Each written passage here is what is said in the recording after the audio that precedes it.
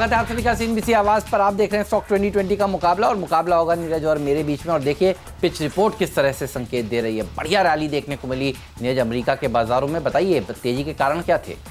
देखिए अमेरिका के बाजारों में तेजी इसलिए बनी क्योंकि दो फैक्टर काम कर रहे थे। एक तो जो तमाम अर्थशास्त्रियों की दुनिया भर के बैठक चल रही थी, सेंट्रल बैंकर्स में शामिल थे और उन सब का ये कहना था कि जितना डर है मंदी का वो ऐसा एक्चुअली है नहीं, उसको हम लोग ओवरकम कर लेंगे और जल्दी आपको बाउंस दिखेगा, क्योंकि तमाम दुनिया के सेंट्रल बैंक्स ने सिस्टम में पैसे डालने का काम किया है और कुछ ने ऐलान कर दिया। तो एक बड़ा फैक्टर वो था पॉजिटिविटी का।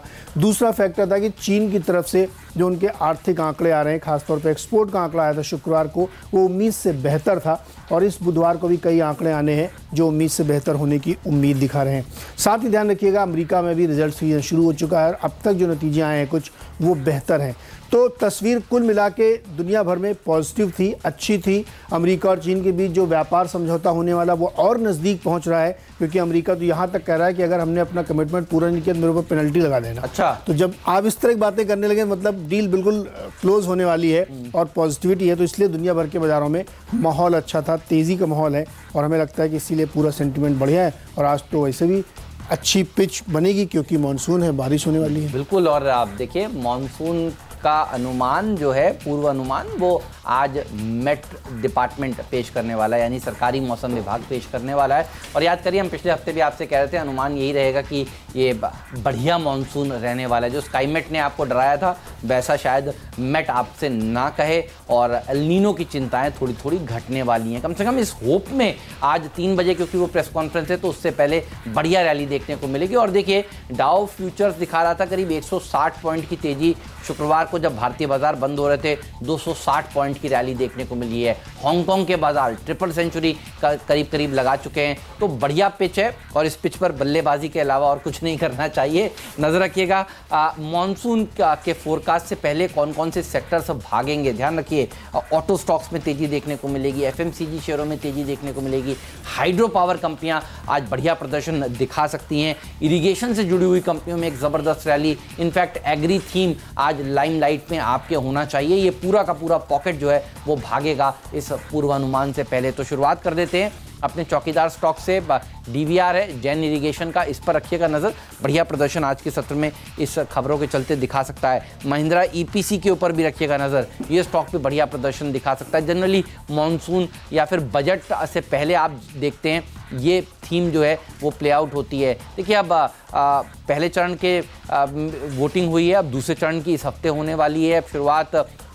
और उसके बाद सबकी निगाहें तो टिकी रहेंगी कि 23 तारीख के बाद बजट किस तरह का निकल कर आता है। तो उससे पहले अब आपको कुछ चुनिंदा स्टॉक्स में पोजिशनली भी ट्रेड करना चाहिए। और ये वो तमाम सेक्टर्स हैं जो आप जनरली देखते हैं बजट से पहले भागते हैं। तो इसीलिए इस पॉकेट पर आपकी वैसे भी नज़र होनी चाहिए। ओपनर था ये दोनों इरिगेशन सेक्टर की कंपनियों को हमने आज दी है। मेरा ओपनर अभी भी जेट एयरवेज है और उसमें बेचने की सलाह है। देखिए वीकेंड के दौरान फिर उसमें बहुत सारे डेवलपमेंट हुए और अंत में तो स्वे कैपिटल ने खुद ही खरीद लिया अपने शेयर को। डेस्परेशन देखिए आप कि मैंने खुद अपने शेयर डेट में इक्विटी में कन्वर्ट कर लिए। और 1000 पायलट ने कहा कि हम हड़ताल करेंगे, फिर अभी खबर है कि नहीं वो हड़ताल करने से मना कर रहे हैं कि नहीं करेंगे। फिलहाल 16 विमान की अंतिम सूचना मिली थी, हो सकता है उससे भी कम हो जो इनके इस समय फ्लाई कर रहे हैं और इंटरनेशनल फ्लाइट्स रोक दी गई हैं। स्थिति बहुत बुरी है। आई विश कि ये उड़े और चले, लेकिन आज भी एक बैठक है बैंकर्स की और उसमें पैसे कौन डालता है। मैंने सुना ऐसा। अब बताइए 6 फ्लाइट में 5 से कम चलती हैं तो फिर दिक्कत हो जाती है। लेकिन मैं खैर मेरा मैं आपकी बात से एग्री हूँ, लेकिन मैं वो देखना चाहता हूँ कि भाई पैसे कौन दे रहा है। आप देखना चाहते हैं वो आरटीजीएस।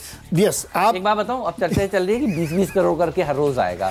सीधे सीधे आज की बैठक में अगर ये कह देंगे कि हम 20 करोड़ रोज देंगे तो मैं कल सुबह इसको डबल लॉन्ग करा दूंगा। लेकिन अभी मुझे विश्वास नहीं हो रहा कि ये कैसे सिचुएशन बनी, इसलिए इसमें बिकवाली की कॉल है। और मानसून की बात अभी हेमंत ने करी तो उसमें एक चीज़ और ऐड कर ली है। अमेरिका का जो क्लाइमेट विभाग है उसका कहना है कि 65% चांसेस हैं कि एल नीनो वीक हो जाएगा। और इसीलिए मुझे लगता है कि आज जो IMD उस पर नज़र रखिएगा।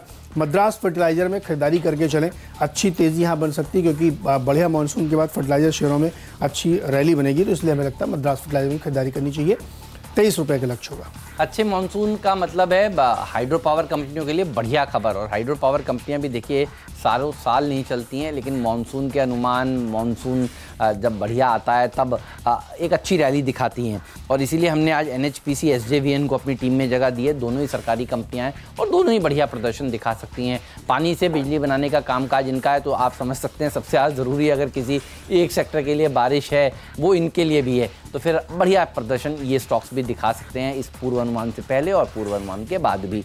25-50 तक के टारगेट्स NHPC में देखने को मिल सकते हैं, SJVN में भी 25-75 तक के लेवल्स आपको बन सकते हैं आज। दो और कंपनियां हैं फर्टिलाइजर की, FACT fertiliser and Travancore chemicals, और दूसरी है RCF। इन दोनों में भी खरीदारी की सलाह है, क्योंकि अच्छे मानसून की उम्मीद में हमने तमाम स्टॉक्स टीम में शामिल किए हैं और इसमें अच्छी तेज़ी बन भी सकती है, क्योंकि जो अलग अलग नज़रों से संकेत मिल रहे हैं उसके मुताबिक मानसून इस साल बेहतर रहेगा, क्योंकि एल नीनो वीक पड़ रहा है। और आपको याद होगा जब स्काईमेट ने कहा था तो उन्होंने 93% एवरेज रखा था और पिछले साल 91% था, तो उससे तो बेटर ही इस बार भी है। तो मानसून को लेकर के बहुत घबराने डरने की चिंता नहीं करनी चाहिए और हमें लगता है कि बढ़िया मानसून की खबरों के बीच में इन स्टॉक्स में अच्छी तेज़ी बनेगी। हालांकि प्रेस कॉन्फ्रेंस 3 बजे है IMD की, जो आप CNBC आवाज़ पर लाइव देखेंगे, तो उसके बाद आपको और क्लैरिटी हो जाएगी और उसके बाद कल भी इसमें बढ़िया स्टॉक्स आपको मिलेंगे। तो फैक्ट में खरीदारी करके चलिए 40 रुपये का लक्ष्य, और RCF में 66 रुपये के लक्ष्य के साथ खरीदारी करना चाहिए। SJVN NHPC के अलावा JSW एनर्जी के ऊपर भी रखिएगा नज़र। देखिए पावर स्टॉक्स के लिए एक अच्छी खबर तो आई थी, आपने देखा था पिछले हफ्ते जब गुजरात में ऑर्डर रिवाइज हुआ, अडानी पावर और टाटा पावर के लिए बढ़िया खबर निकल कर आई। JSW एनर्जी इसलिए क्योंकि आप देखें इन्होंने दरअसल hydro power assets JP group से खरीदे थे जब JP ग्रुप मुश्किलों में चल रहा था। तो अगर हाइड्रो पावर थ्योरी को आपको प्ले करना है तो फिर आज ये स्टॉक भी हो सकता है। SJVN NHPC भी अच्छा प्रदर्शन दिखाएंगे। 77 रुपये तक के टारगेट्स JSW एनर्जी में भी आज के सत्र में आपको देखने को मिल सकते हैं। रोटो पंप पे भी नज़र रखिएगा। तमाम एग्रीकल्चर से जुड़े हुए स्टॉक्स आज रडार पर रहेंगे, तो इसको भी हमने इसीलिए शामिल किया है क्योंकि जब कृषि के कामकाज शुरू होंगे तो फिर फर्टिलाइज़र वाले शेयर, स्प्रिंकलर सिस्टम बनाने वाले शेयर्स होंगे, पंप बनाने वाले शेयर्स होंगे, इसमें अच्छी तेज़ी बनती हुई दिखेगी। इसीलिए इसको भी टीम में शामिल किया और अच्छा, जब भी इसको टीम में हम लोग शामिल करते हैं बढ़िया रिटर्न देता है ये। इंट्राडे ट्रेडिंग में आपको अच्छी कमाई होती है। तो 114 रुपये के लक्ष्य के साथ रोटो पंप में आज खरीदारी करें। और अब बारी है डिपेंडेबल शेयर की। देखिए डिपेंडेबल अगर कोई एक सेक्टर है तो वो है ऑटो सेक्टर, और इसलिए क्योंकि देखिए ऑटो सेक्टर के शेयर्स में बहुत ज़बरदस्त पिटाई हो चुकी है और अब मौसम विभाग के पूर्वानुमान से पहले हमें लगता है एक बढ़िया रैली ऑटो शेयरों में देखने को मिल सकती है।